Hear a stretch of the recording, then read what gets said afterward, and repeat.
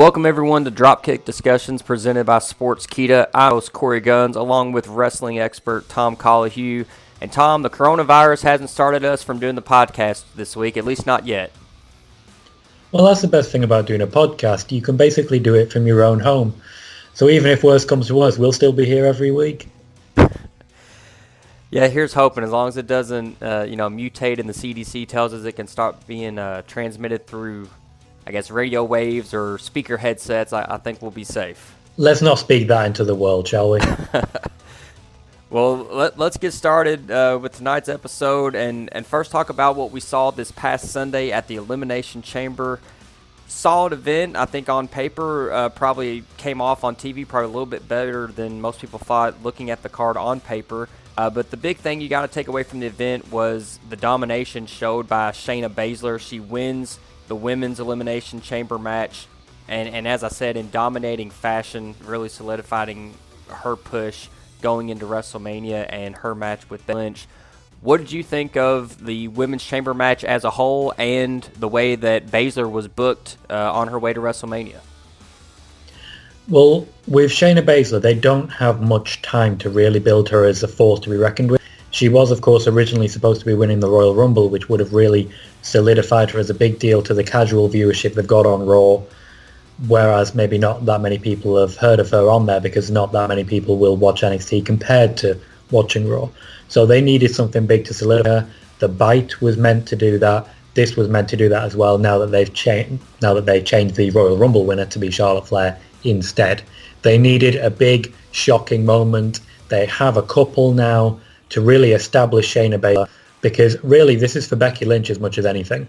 You don't want someone coming in completely cold that maybe not many people have heard of before and just beating the top woman in the industry at the moment.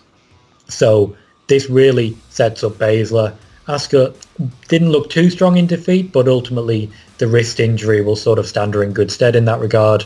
Whereas with, for example, Liv Morgan, Sarah Logan, they didn't have that much going into it. Their storyline was with each other. That storyline can continue independent of Shayna Baszler. Shayna got to look great. There's definitely some legs in the potential feuds of Asuka, potential feud with Natalya, but that'll probably be after WrestleMania anyway.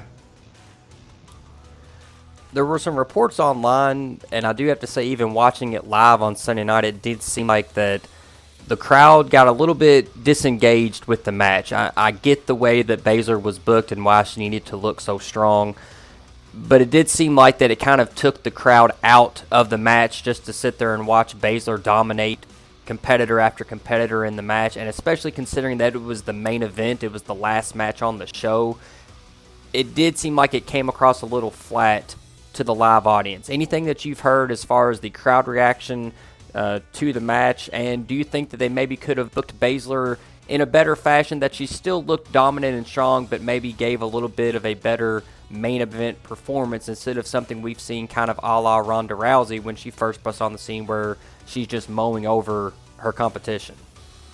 It's hard for them to book a result that everyone's going to be happy with when everyone knows what it's going to be anyway, especially when you consider that Shayna Baszler is a heel.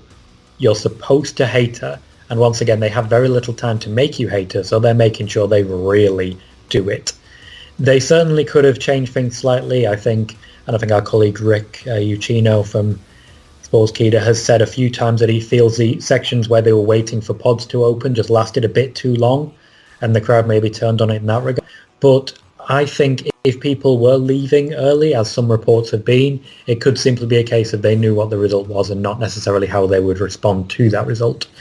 We have, of course, had times where it was Samoa Joe versus Roman Reigns and people have left early. Also, the pay-per-view went a bit longer than expected. There were some concerns. I believe it was the men's tag team Elimination Chamber, which went a bit long, and after that they were playing catch-up a little bit. That's also one of the reasons when Braun Strowman's music hit, it shocked the announcer so much because it wasn't supposed to hit just then. So there were a couple of time issues. They were trying to rush it a little bit, perhaps. But I think really this was a situation where with this as the main event, the crowd simply aren't going home happy. So they lent into it, they accepted it. Shayna Baszler is probably the lasting impression that most fans take from the show on Sunday. But the second most important, or I should say unforgettable thing to me on Sunday night was the bump that Daniel Bryan took in his match on that German release suplex from Drew Gulak. To see the way that he fell on his head, and then knowing the history with Daniel Bryan, the medical history, and the concussions and things that he's dealt with in his career, the way that it played out, it may have been part of the match that maybe Daniel Bryan planned to try to take the bump that way and make it look as gruesome as possible to play into, that whole storyline. And if so, kudos to him. But man, when I saw him take that bump, I thought there was a high probability that something had gone wrong and that he could have been really, really hurt. And that really stood out probably more than anything to me on Sunday night, was that bump that he took. Daniel Bryan's really involved in the planning for this feud, and in fact the planning of a lot of his own feuds recently. You found it popular, and often when someone just won a championship, they'll get asked, who do you want to work with? Whereas with Daniel Bryan, there is no championship involved, but he's still going out and saying, I want to work with this person, I want to work with this person. And Drew Gulak looked amazing throughout this whole match. Daniel Bryan escaped. And I remember just after Daniel Bryan turned heel after he came back for the match at WrestleMania with Owens and Zayn, would turn heel later in the year, become champion from AJ Styles, and then he went into a match with Brock Lesnar. Brock Lesnar, whose entire offense is throw it at your neck based. It seems to be this thing where so many wrestlers with recurrent neck issues take every bump in the neck. I don't know how big a New Japan fan you are, but if you've ever seen Kota Ibushi, he can take a low blow and take all of that impact on the neck. If you stomp on his toe, he'll be selling his neck because somehow he's taken a bump. It's the most ridiculous thing. I'm not sure how planned that spot was. It's obviously a spot that can go wrong in different ways and can go different in ways that aren't necessarily wrong, but it looked rough. And I've got to say, when you say the second most prevalent memory, it's definitely a Daniel Bryan memory, but for me it's more the part that fell out that made the impression. Yeah, I wasn't exactly going to mention that on the show, but since you brought it up, yeah, you can probably, I'm sure there's probably a screen cap or a video somewhere don't Google in the internet world that you can probably find and see what Tom's talking about there. Just don't Google it. Don't Google it. I'm sorry. Well, let's talk a little bit about Drew Gulak. You talked about how well he looked in this match, and here's a guy that, if you followed 205 Live, you're familiar with him in his PowerPoint presentations and that whole spiel that he's doing. But really, we haven't seen him do it, on the quote-unquote main roster on a show like SmackDown. He just kind of burst onto the scene here in the past couple of months and gets into this feud with Daniel Bryan and then gets this match on Elimination Chamber. And then if you saw the promo on WWE.com from Daniel Bryan after the show, it seems like that this angle is going to continue in some form or fashion between Gulak and Bryan, maybe even with them teaming up in somehow, some way. Maybe Gulak maybe in a managerial type role for Daniel Bryan. Like, if you haven't seen the promo, like I said, go check it out on WWE.com. You'll see what I'm talking about.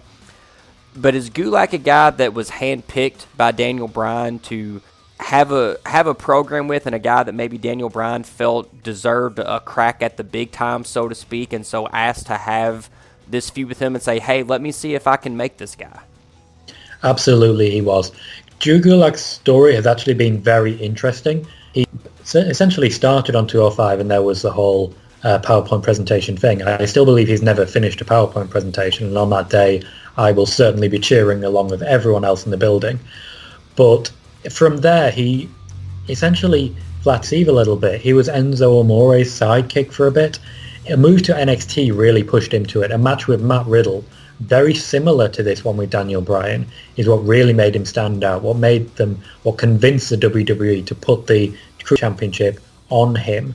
And I do think he's still got a lot to offer. And his move to SmackDown flattered to deceive. He was squashed by this person. He was squashed by this person. It was not a good look. Now suddenly he's only been, as you say, in prominence for maybe 2 months, but he's a made man right now. And the way this match went down with Daniel Bryan escaping, it does definitely feel as though there is more to give and more coming. And I, for one, am very excited to see more matches like that. You got to respect a guy like Daniel Bryan who, seems to be at a position in his career where if he's not in a program, a top program, in the title picture or what have you, that maybe goes out of his way backstage to say, hey, if you're not going to do anything major with me at this time, let me take this guy or let me have a feud with that guy and kind of see where we can go. And we've talked about on the show before, you said that, at one point there were plans to possibly have a feud between Daniel Bryan and Shinsuke Nakamura going into WrestleMania over the IC title. We saw what happened with the IC title at Elimination Chamber, so maybe plans have changed just a little bit. But again, with this, adding Drew Gulak to the fold, maybe we see Daniel Bryan and Gulak team up to go against, Sami Zayn's conglomerate of Zayn along with Nakamura and Cesaro. Maybe even throw Braun Strowman in there and get some six-man action going. There's a lot of options for Daniel Bryan. There doesn't seem to be a clear path for him to WrestleMania. I don't think he'd have any issue on a pre-show match with Gulak, but I think it's interesting that, for example, Jeff Hardy is coming back on this upcoming SmackDown. He's been announced. He doesn't seem like he'd have an opponent leading into WrestleMania, but why would they announce him just before WrestleMania?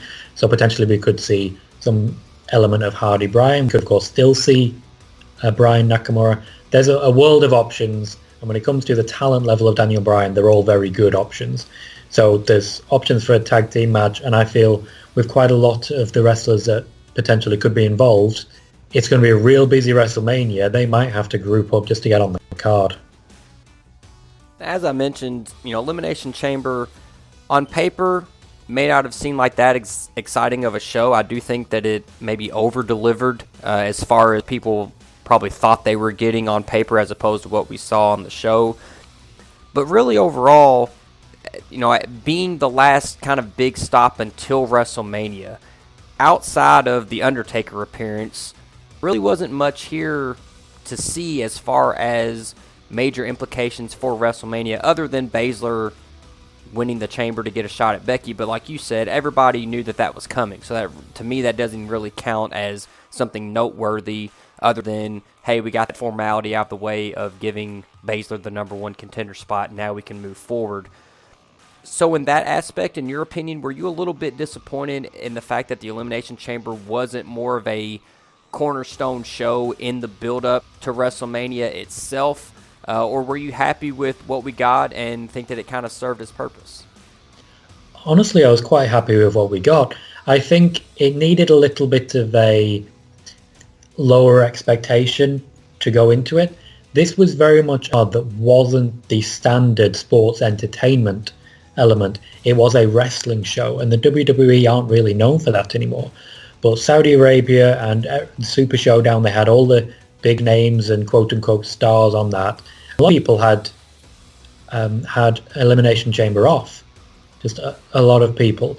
So that really worked out because you had a sort of underground feel. It felt a little bit like an NXT show in that regard, where they just put people together, most of whom had quite simple storylines. Like the Styles Black had quite a simple storyline. Obviously, Gulak and Bryan had quite a simple storyline. They just let the wrestling speak for itself. And I liked that, and I respected that. And right now, that's what I'm really enjoying. So I thought it was a very good show, even if a lot of the matches maybe just felt like they could have been on Raw. Well, let's fast forward and talk about Monday Night Raw the next night. A lot of things going down, in a pretty action-packed show if you kind of unpack everything and kind of look at all the things that really transpired. First off, let's talk about the return of Edge. He returns to Raw in a segment with MVP, which probably took a couple people by surprise. Seems like MVP is just there to kind of take a beating from whoever is the selected person to give it that particular week. Drew McIntyre was the pick one week, and then it seemed like Edge was the pick this week.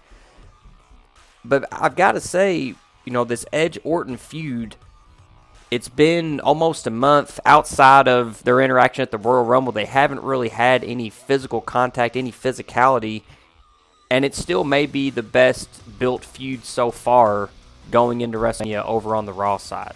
What do you think?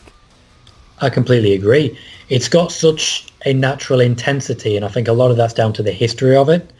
MVP, as you mentioned, he's essentially been brought in to be the talk show host on Raw, because wonderful moment when somebody backstage realized that Alexa Bliss and The Miz were both on SmackDown, so they had no one who could do the standard talk show thing, because it used to be you'd have Jericho and Miz on separate shows, for example. But MVP's been brought in to do that, to put people over. He's very happy to do that. This was a way he could do that. And Edge really added a lot in that regard, because he used to be the talk show host. He used to have that element to that string to his bow as well. So add a little bit there. But there's such a depth of history between Edge and Orton. And really, this is the match that really solidifies both men going forwards.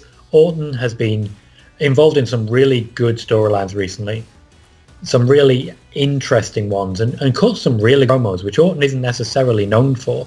But against Jeff Hardy, against AJ Styles, he was cutting really good promos. Now he's cutting promos of his life. And Edge has only been there for 2 weeks of it. The first week he took a beating. Second time he came back a little bit and managed to show a bit more of himself. But even in his absence, they've managed to find ways to keep it subtle, keep it interesting. And you can totally buy into the idea that Orton does not trust that Edge's neck is actually recovered. You can totally buy into that. I've said before, it's very similar to Triple H and Shawn Michaels when they first had Shawn Michaels come back in the Ruthless Aggression era, start of that. And it feels very similar backstage as well, whereby Edge might not be really confident he can go right now, because Shawn Michaels wasn't confident he could go when he got into that match. And then Triple H beat the hell out of him for 30 or 40 minutes. And at the end of it, Shawn was very confident. I think the exact same thing's going to happen here, or at least they're hoping it will.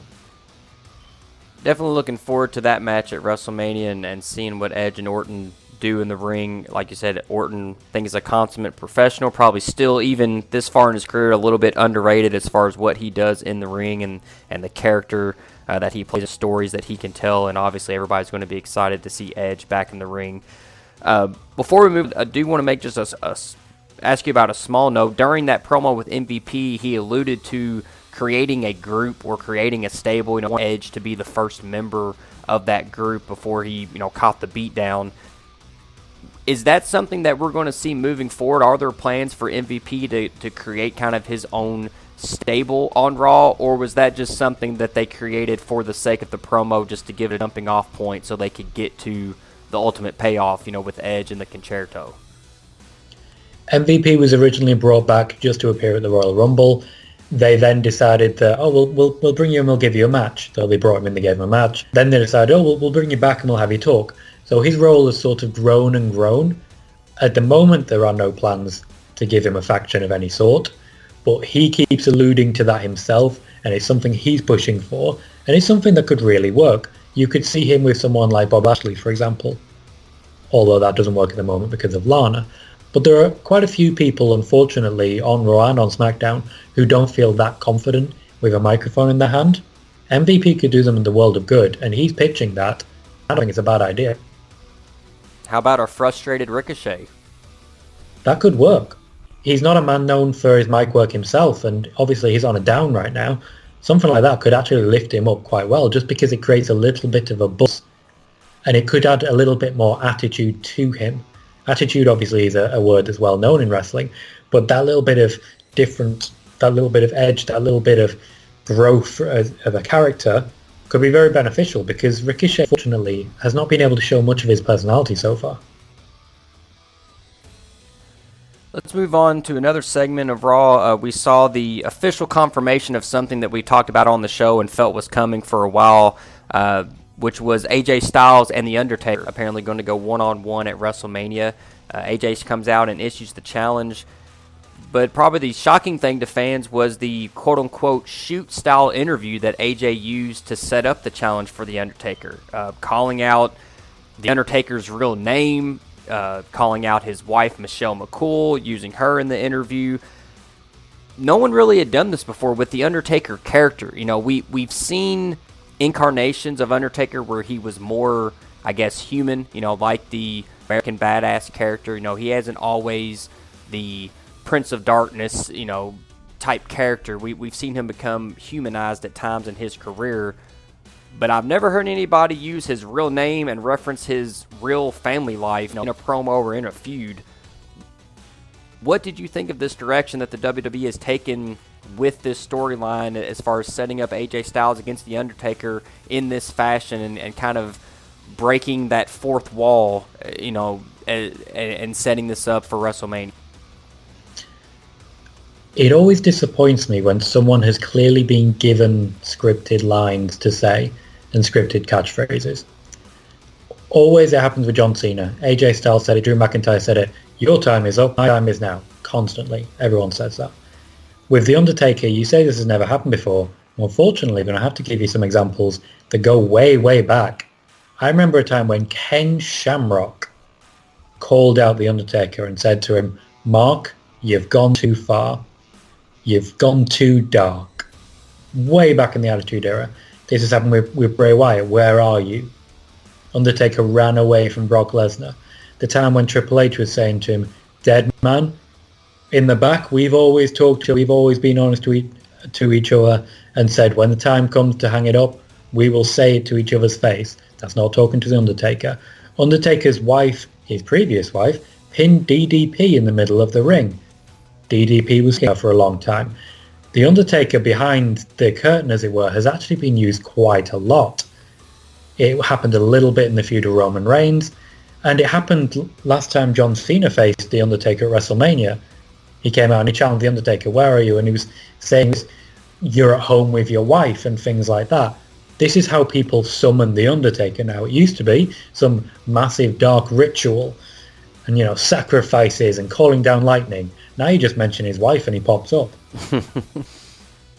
We got some fan questions on Twitter about this topic.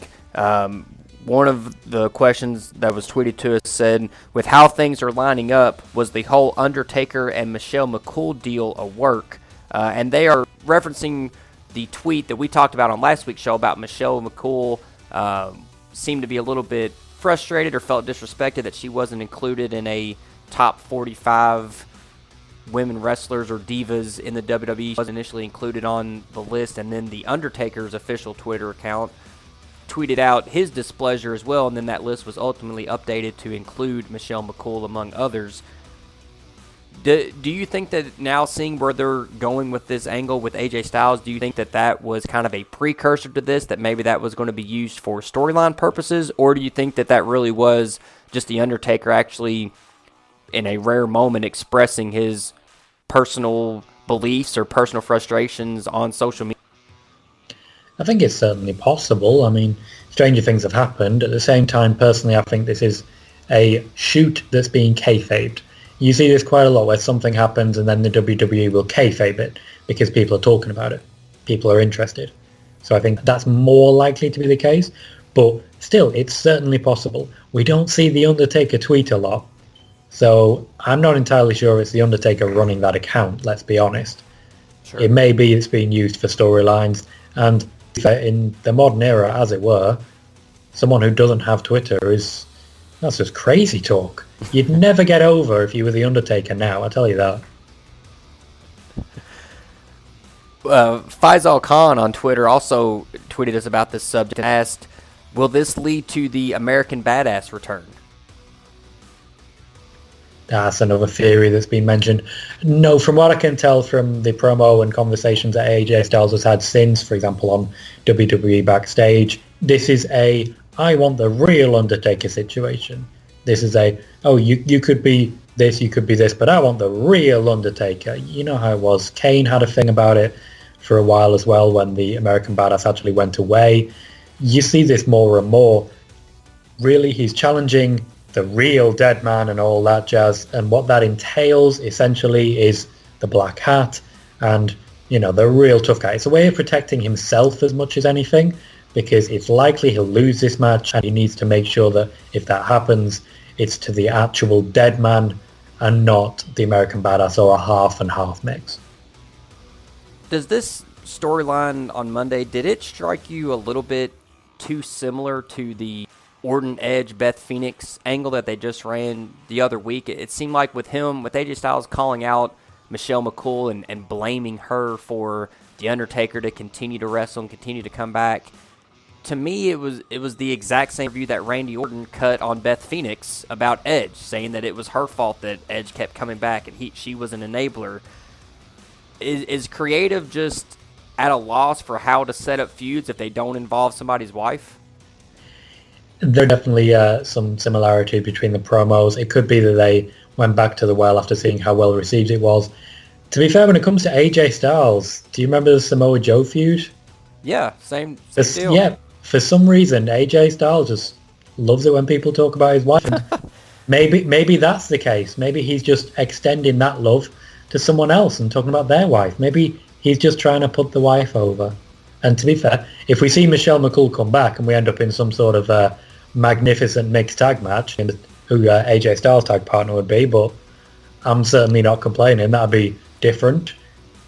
Yeah, I guess different is a word. I guess different is a word. Yeah.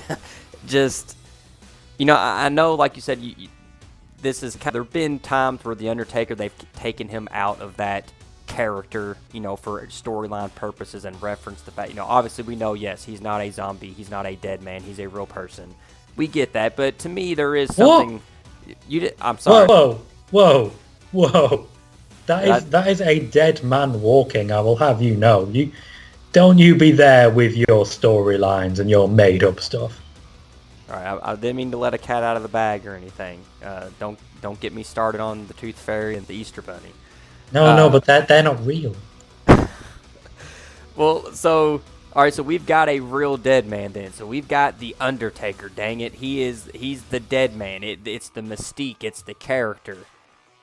If we start calling him Mark Calloway, and like you said, if Michelle McCool starts accompanying him to the ring, or she gets involved in this angle, or and whatever the case may be, and me and you even talked about a couple weeks ago on the show about how we wish that when he lost to Roman Reigns, that as fans of the Undertaker, we kind of wish that would have been his swan song, that everything was perfect, the way he did the hat and the coat. AJ Styles even referenced it in his promo, that seemed like the perfect send off, and then he kind of kept coming back, and it seems to lose its luster, just a little bit every time that he has another match. Will this match with AJ Styles and the direction that they seem to be going with this angle, do you think that this could be the actual final time we see, quote-unquote, the Undertaker, the character, the dead man, as we've known him? And I'm not necessarily asking if it's going to be his last match, but if he, in subsequent returns, could we see him make a little bit of a character change, where it's not so much the gong and the black cat in the trench coat, but it's more of Mark Calloway, the legend, as opposed to the dead man, the Undertaker? Absolutely not. The Undertaker, the dead man, it's branding. It's all branding at this point. The Undertaker is an icon. Mark Calloway is just a guy. They will never let that go. And even if you have subtle character changes, which does seem to be what they're leaning towards, even if you have Michelle McCool accompanying him, you could do pretty much anything. They'll never drop the Undertaker name because the name alone makes them money. So we got confirmation of AJ Styles Undertaker at WrestleMania. Another match we plan to see that hasn't been officially announced, but we feel pretty confident on, is Seth Rollins against Kevin Owens. These two have been going at it for weeks and weeks. Kevin Owens essentially cost Rollins and Murphy the tag team titles. He also made an appearance at Elimination Chamber.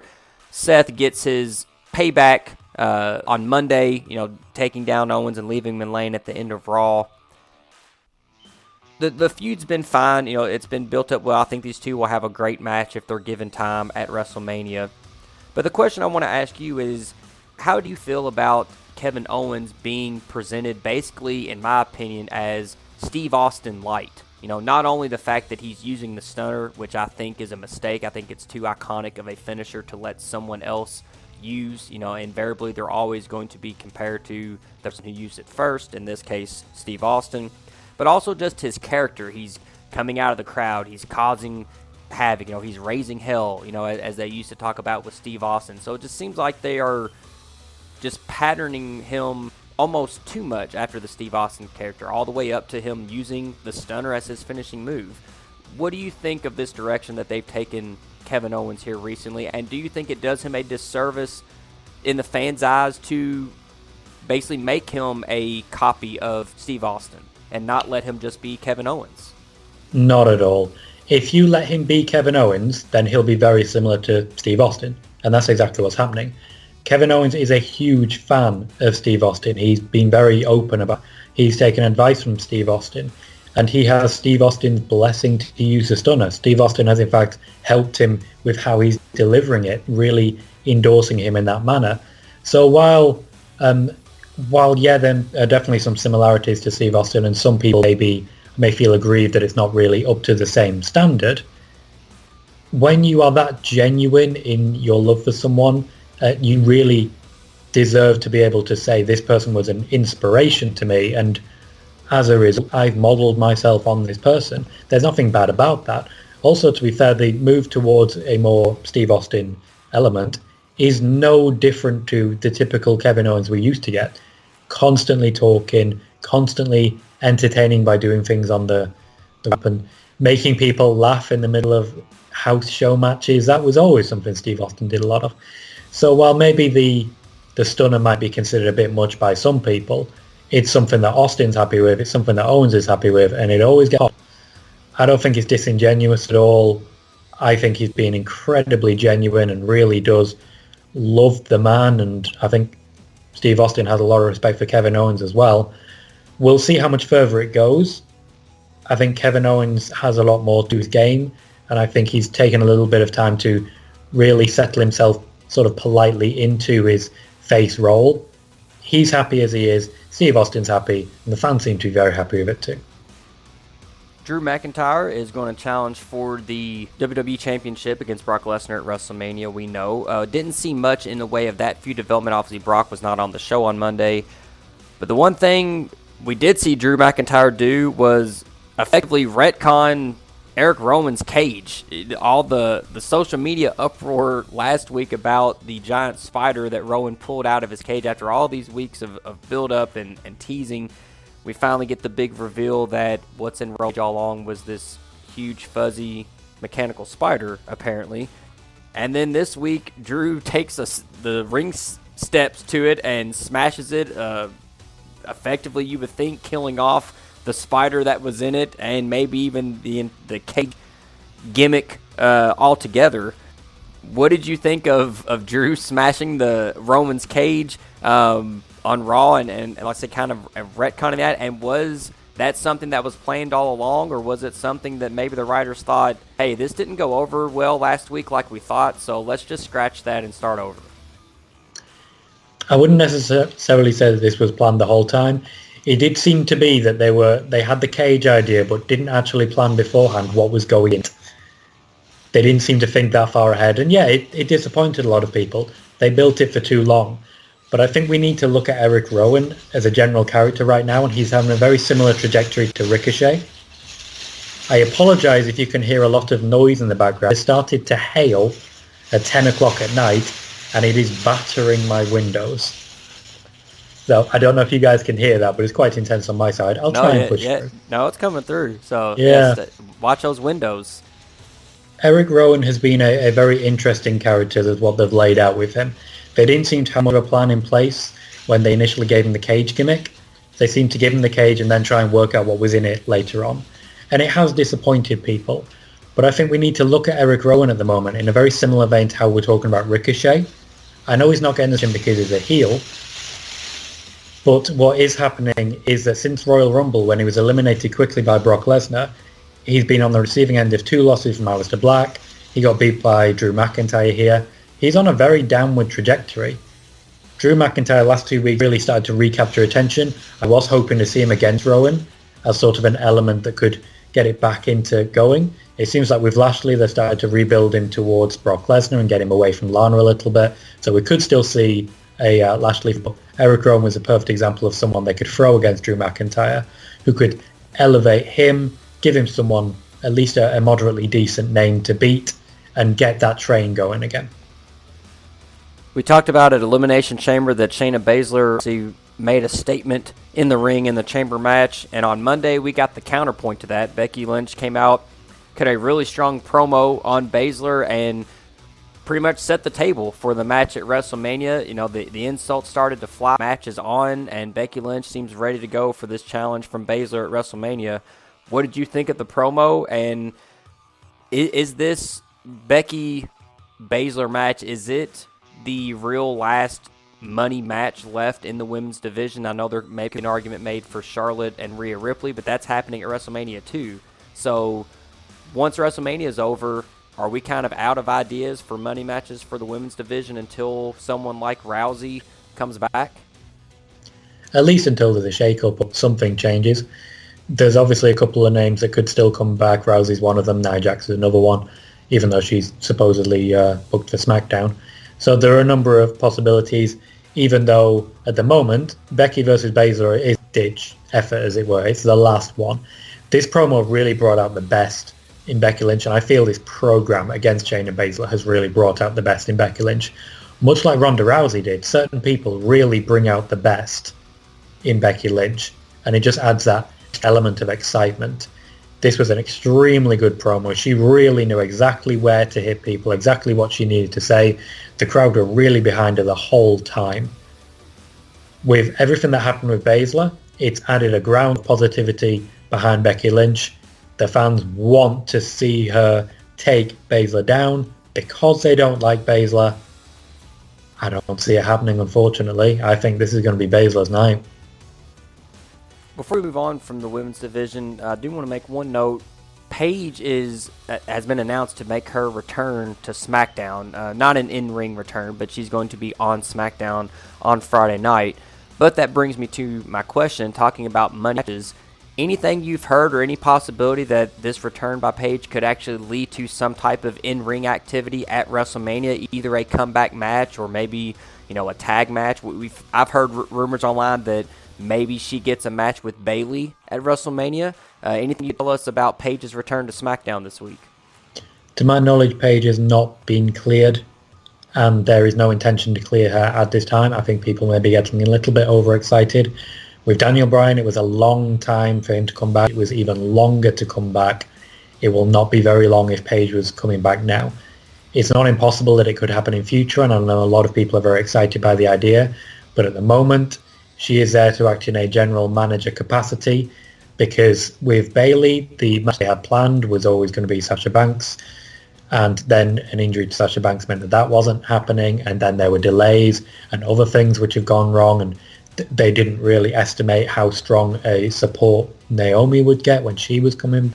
Carmella as well got a lot of support, so they want to give these women that match, and the six-woman six-pack, as it were, six-woman match is what is planned at the moment, to my knowledge, and I'm not sure how well that match is going to go, but it's very difficult when the women's division on SmackDown hasn't been built all that well recently. It's very difficult for them to say, okay, this is the one person who could really take this match to the next level, because the NXT Championship is Charlotte versus Rhea Ripley. That's huge. The Raw Women's Championship is Shayna Baszler versus Becky Lynch. That's huge. SmackDown, unfortunately, outside of Bayley versus Banks, cannot deliver to that level. It wouldn't be a Dropkick DiSKussions podcast if we didn't at least mention our favorite feud, Rusev versus Bobby Lashley. But it does appear that Lashley has finally moved on from Rusev from that feud. Rusev may have here soon may be moving on from the WWE completely, but Lashley seems to move on from that feud. Lana is off shooting a movie currently, so it seems like maybe it was a 1 week thing, but Lana has not been really paired with Lashley as prominently this past week. What can you tell us about some of the plans for Lashley moving forward now that he's done with this feud with Rusev? He didn't get the match with Brock Lesnar that he wanted at Saudi Arabia. What does the future hold for Bobby Lashley in the WWE? Without Rusev involved in the feud anymore and with a conclusive win for Bobby Lashley, there's no real reason to have Lana on screen all the time with Lashley. That was never the intention. Having those two involved long term was never the intention. It was always based around this one storyline. Now they're essentially kind of stuck, because with Rusev not wanting to sign, from everything that we can tell, Liv Morgan, her storyline is essentially gone. The idea was for a long-term storyline with Lana. That didn't happen. The story between Lashley and Rusev is gone. It's simply over. So they've got to find something new, and they've got to find something new fast. So throwing on Lashley with, I believe it was Zack Ryder? Yeah. Yeah, so they gave him a match as a way to start his rebuild. He'll get more as time goes on and really help to rebuild him and establish him even further as they move towards a match with Brock Lesnar. That match is still very much on the cards, but it needs quite a bit of rebuilding. Lashley's moved on, and we'll see in future. They were already teasing dissension, that Lashley was getting annoyed with his new wife already. That seems like the way they'll go for this. We'll see going forwards what ends up happening, but the plan at this point very much is to rebuild Lashley. If Lana's not the right person to help do that, then she will not be involved in the storyline. This is just me talking, but $10 says the WWE either tries to make the fans just forget that Lana and Lashley were ever married and we just never see her on screen with him again, or we get a backstage segment where Lashley gets served divorce papers in the backstage area in a little 2-minute segment and then walks to the ring for his next match, and that's the end of the angle. I guarantee there will be no closure or wrap up to this whole Lana Lashley thing at all, in my opinion. Well, they have to do something. They've committed so far that it's a wedding.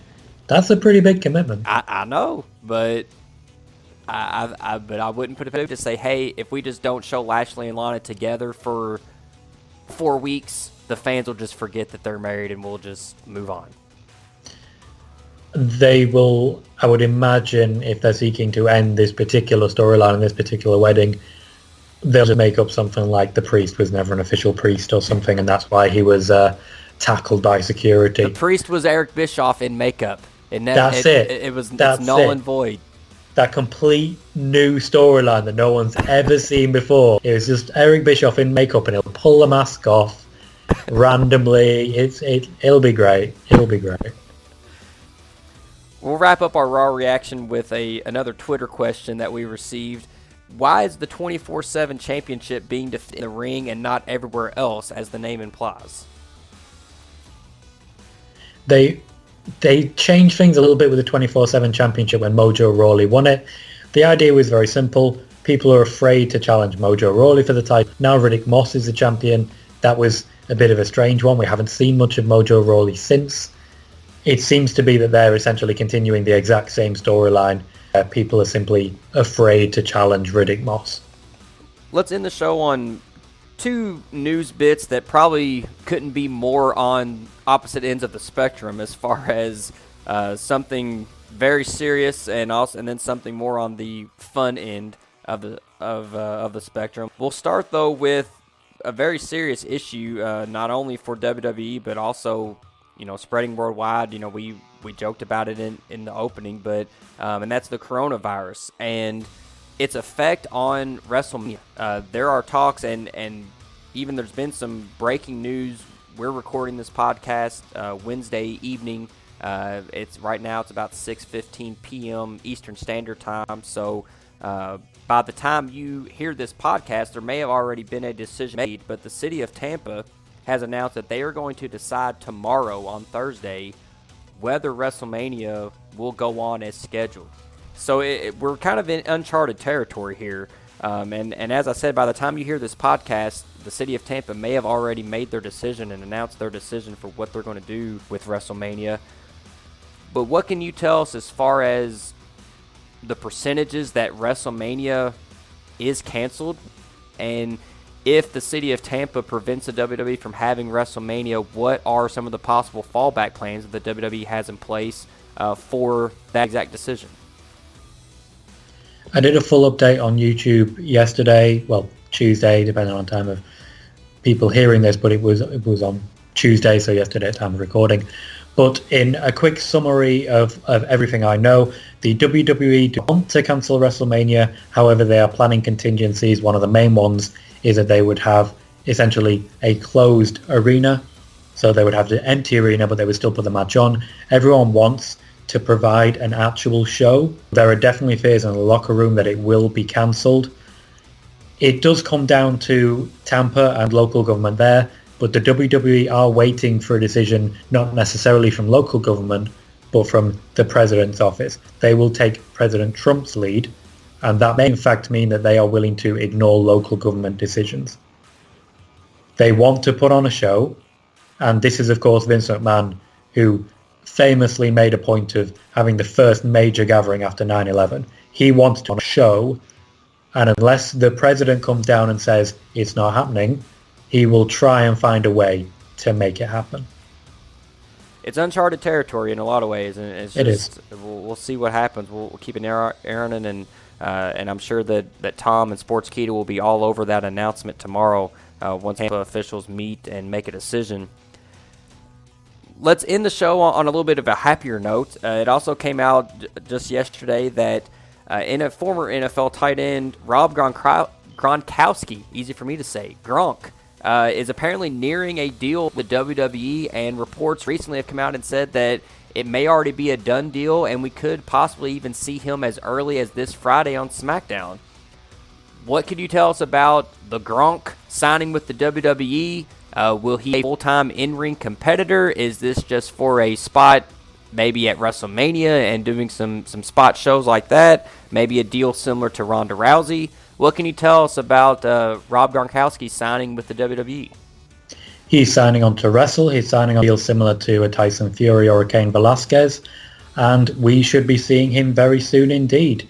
And I think the thing I'm most looking forward to is seeing him enter the arena for the first time and immediately getting escorted out by security, just like he did at WrestleMania.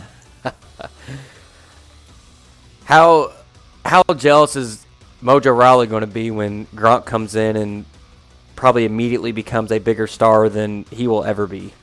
No offense to Mojo Rawley, but I'm let's sure be real he'll be here. very supportive. Well, we appreciate you guys being supportive of Dropkick DiSKussions and appreciate you all tuning in again this week. Make sure you continue to share our on YouTube, like our videos, subscribe to the Sportskeeda YouTube channel. Dropkick DiSKussions is getting out there, man. We're getting out. If you saw this past weekend, our podcast was mentioned in a Elimination Chamber preview by the Bleacher Report. So we are getting our name out there, and there are people listening and paying attention everywhere. So we can, again, thank you enough for tuning in each week. Make sure that you follow Tom on Twitter at Colohue. You can follow me on Twitter at Korey Gunz if you like. And make sure that you keep up with all of the news and notes being posted every day over on Sportskeeda.com. And also remember to subscribe to Tom's personal YouTube channel. When you give Sportskeeda's YouTube a subscription, make sure you give him one as well. We appreciate you all tuning in, and we will see you guys next week on Dropkick DiSKussions presented by Sportskeeda.